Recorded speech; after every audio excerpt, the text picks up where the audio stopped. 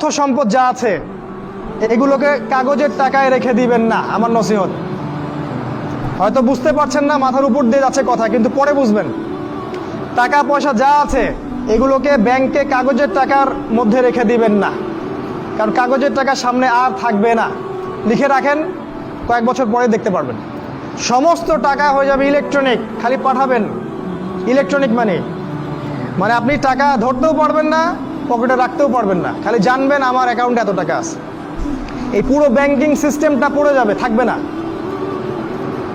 বিশ্বাস না হলে লিখে রাখতে পারেন, এই পুরো ব্যাংকিং সিস্টেম পড়ে যাবে, কাগজের টাকা থাকবে না। কি করবেন তাহলে?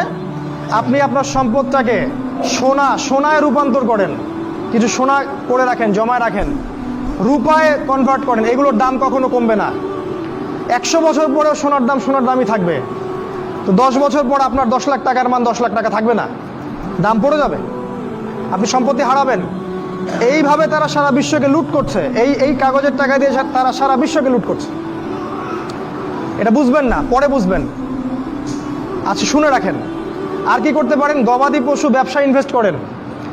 আরেকটা কাজ করতে পারেন, জমি কিনে রাখতে পারেন, এটা ভালো জিনিস। এই জিনিসগুলোতে টাকা কনভার্ট করেন। শেষ জামানায় আপনার কাগজের টাকা থাকবে না, আপনি ক্ষতিগ্রস্ত হবেন। এখন টাকা যদি জমায় রাখেন, শেষ জামানায় আপনি ক্ষতিগ্রস্ত হবেন। আমি অর্থনীতি নিয়ে যথেষ্ট পড়েছি, আলহামদুলিল্লাহ, পড়েই কথাগুলো আপনাকে বলছি। আর কি করবেন? যদি সম্ভব হয়, আপনারা তো গ্রামেই থাকেন মাশাআল্লাহ, শহরে যারা থাকে তাদের উদ্দেশ্যে বেশি বলছি এটা, কারণ এটা অনলাইনে যাবে। শহর কেন্দ্রিক জীবন ব্যবস্থা ত্যাগ করতে হবে। শহরে আপনি বাঁচতে পারবেন না, টিকতে পারবেন না, শহরগুলো ধ্বংস হয়ে যাবে। আল্লাহ পাক বলেছেন, ওয়াইম মিন ক্বরিয়া ইল্লা নাহনু মুহলিকুহা ক্বাবলা ইয়াউমিল কিয়ামা, কিয়ামতের আগেই প্রত্যেক নগরী আমি ধ্বংস করে দিব, আল্লাহ পাক বলেছেন।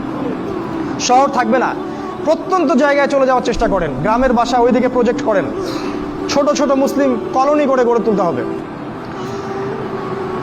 এই কাজগুলো করতে পারেন। আর কিছু করতে পারেন, শারীরিক প্রস্তুতি নেন।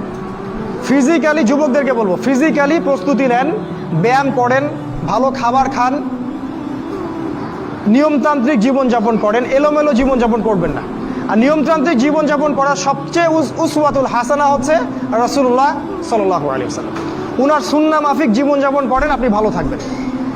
কারণ সামনের দিনগুলোতে আরও ফিতনা বাড়বে, এবং আমাদের এই যুব সমাজের এবং তার পরবর্তী প্রজন্মের শারীরিক অবস্থাকে নষ্ট করে দেওয়ার জন্যে অগণিত খাবার বাজারে ছেড়ে দেওয়া হয়েছে, যেগুলোর মধ্য দিয়ে অসুস্থ হয়ে যাবে।